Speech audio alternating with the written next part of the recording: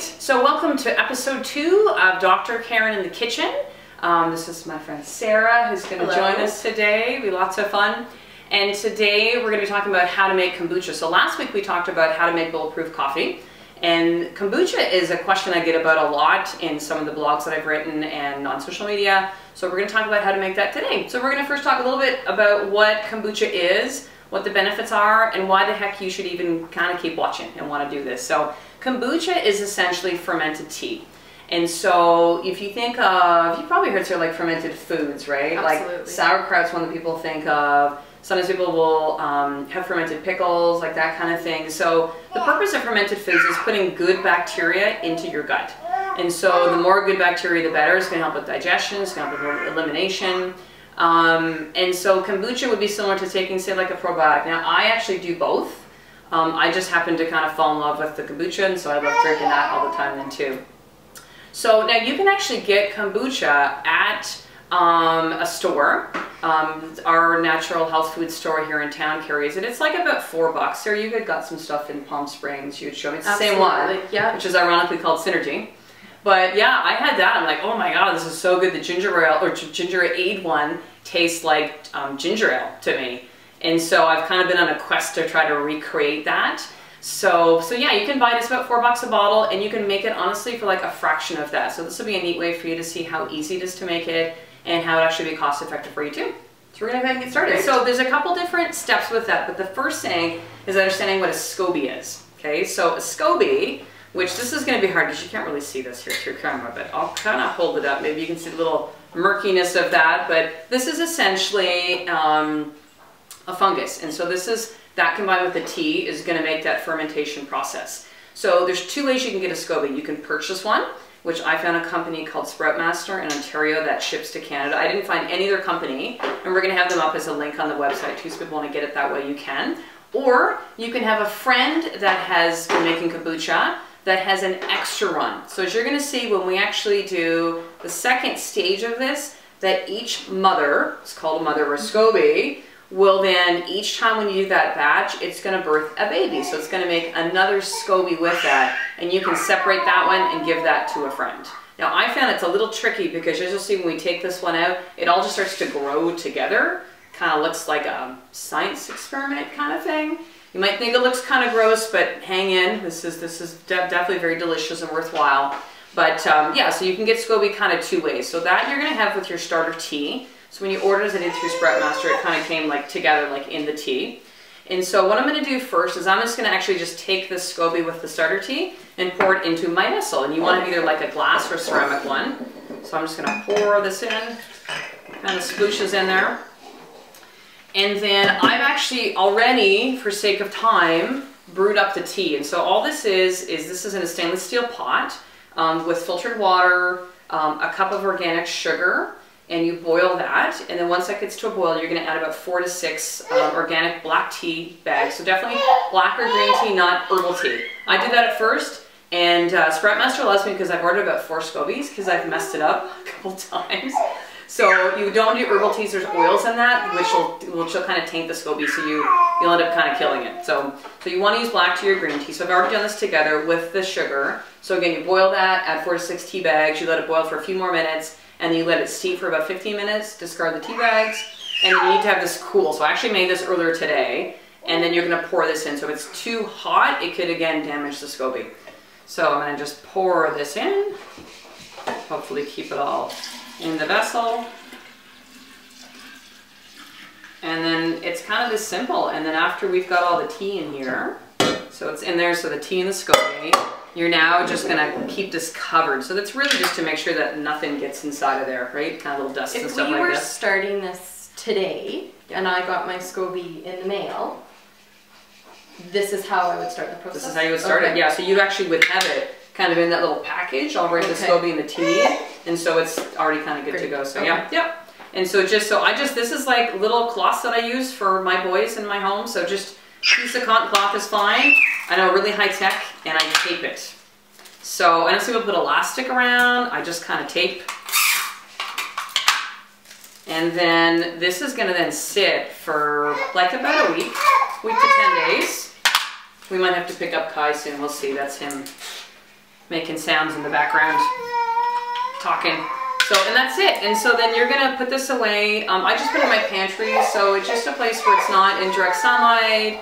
Like room temperature is fine. Now you'll see, I'm gonna put some links to some different articles on making your own kombucha, and there's some people that are very, yeah, we're gonna grab coffee. There's some people that are very, very meticulous about it has to be this temperature, and you know, I guess you can get really, really, again, specific about it, but I've just found I just put it in my pantry, it works just fine. So you're just gonna put this away and leave it for like about 7 to 10 days. This is Kai, by the way. My little boy is about 9.5 months now. So that's it. Then you're gonna put it away. Now, I'm gonna kind of put this to the side. So you could now, in a week to 10 days, open that up, drink that, great, take that SCOBY, and then start another batch with more of your tea that you kind of leave that extra reserve. But what I like to do is what's called a second fermentation. So the second fermentation is when you now can actually add flavors to the tea. And to me, that's what makes it really, really delicious. It's not gonna change. You're gonna get just the same benefits and properties of the initial kombucha as you do with the flavored one. It's just it tastes better that way. So this is my other batch. I actually have two, because what I did for the first time, before I had screwed it up the first couple times, is then when that initial SCOBY or mother birthed the baby, I split them, and so now I've got the two batches that are going, okay? So this is my one that's been sitting, again, for actually probably close to 10 days, this one. So I've got it again all really very easily, very stuck. So as a taped. busy working mom, if you leave it 10, 11 days, like you're not harming? Totally fine. Okay. Yeah, totally fine. I've seen, that's a good question, Sarah. I've seen stuff up to like 3 weeks or so, kind of thing. But I mean, I don't think you would leave it too much past that, because then it's going to start to get a little. But as a busy person, yeah, you don't have to be like, it's 7 day. days, crap, I missed it, it's now day 8, it's ruined. Yeah, you can leave it like 2 to 3 weeks. I guess for me is I want to drink it, so I want to kind of do it a little bit faster at times. Okay, so what we're going to do is I'm going to then take my SCOBY that's inside of here, or my mother, and I'm going to put it in this container, because again, this will be now my batch to make another one, right? So what happens is, it's kind of, I wish I could kind of tilt the camera and see, but maybe you can see them too, Sarah. Like you can see that little, like another little film. So that's the baby that's grown from this batch. Now I find it's hard to separate it. I know at Sproutmaster they said to me that you can't actually cut it. So it just has to be like a piece of that, and you can use that for another batch or to give to a friend. So I'm gonna pick this up. I know it's gonna look like really funky, and it's starting to get really big because I'm doing this for a while. Oh wow. Okay. People are like, if you that is gross. That, it is a little bit gross looking. It's kind of gross looking. It's a fungus, so I'm just plunking this in there. And then I'm going to take some of the reserved tea. So this is exactly what you saw me when I made the first batch, right? The first fermentation. I'm going to pour this in, and it's kind of just as much as I can like fit in there, right? And then I'm gonna put the container or the top on here. So that's just so I can kind of make that batch later. Okay, so we'll kind of put this aside. And then what we're going to do, this is the fun part. So this is where you now get to kind of add some of the different flavors and kind of make it that fizziness as well too. Although you'll see when we pour, and if you can see it from this angle, that it actually already has a little bit of fizziness to it already. Okay. It gets enhanced when you do the second fermentation. So I just grabbed, and just by the way too, these like glass jars, I got them at Canadian Tire, so like just a very simple thing. It's nothing really complicated. I think maybe they were 20 bucks or something like that. Okay, so I've got my little, I have like a little system. Kind of have like everything all lined up, everything all ready. I definitely don't tend to do this when my oldest son Tyson is around. Okay. Because I know that things might get put into that. So what I'm going to do is I've got so again, my initial batch, and then I'm just going to pour this into the glass jars. So I'm going to fill it pretty much to the top. And again, there's already like a little bit of fizziness that's in there. Do you have to sanitize those jars first, or just? I just wash them, Sarah. Okay. Yeah, like hand washer, dishwasher. So really a simple process. Yeah, it's not like canning salsa or anything like that. No, it is. It's really like, and I know you might like people might be watching this and kind of going like, oh my god, that seems so complicated. And it felt that way for me too at first, but after a couple times, you just kind of get the hang of it, and it's really really simple. And I tend to kind of want to use like every little bit. I love my kombucha so much, it's like I don't want to waste any of it. So, okay. So then you're going to add your flavors. So what I'm going to do with this one is we're going to do a blueberry ginger. So these are just actually just frozen blueberries. These are ones I kind of got like at Costco. They're wild blueberries or organic ones. So I'm just going to plunk them in there. I often like doing lemon ginger. I really like ginger a lot. Lemon lime, or lemon lime ginger. Is there any fruit that strawberries. would hurt it? Or like not work well? I don't think so. I did mango one time. It was frozen mango pieces. Oh, I didn't like the taste of that one too much. So I think it's just a little, yeah, like any berries. I think are great. Like strawberry was the one that I gave to you to try, right? Strawberry ginger. So let me just grab my ginger as well too. Okay, this is a really cool trick I was telling Sarah before we started shooting that one of our practice members, Janet, told me about, which is to keep your ginger, and she saw this from Jamie Oliver, you put it in your freezer. Because then when you go to grate it, your ginger isn't all mushy. So I love using this for grating. This is just like one for doing zest and stuff. So when you grate it, and you don't even have to peel it, because the peel's gonna come off in that, and it's just kind of right over top of it. So super, super easy. Yeah, I just find the ginger has a really nice flavor. I know some people that will take and grow like fruit and that kind of thing, and then they'll put it in a blender and then pour a little bit in each one too. So you can kind of, you know, just experiment and see which stuff that you like the best, I guess. So, and then we're gonna take this and just put the lids on top. And then you're gonna leave this to ferment for, I do it for at least 3 days. I try to leave it a little bit longer, but again, I usually want to drink it, so I kind of start opening up. And you can leave it for a couple weeks.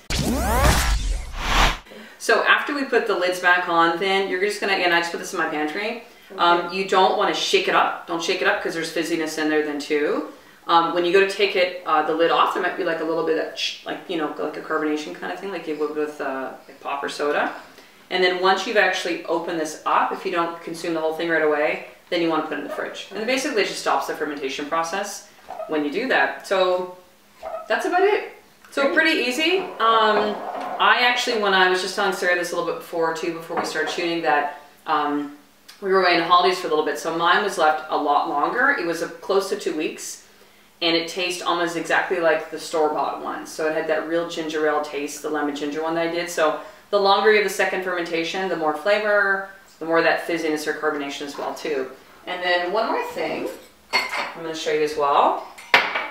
And then we'll have a little bit. So this is one that I had made up. So this is now my second fermentation that I'm now starting to drink.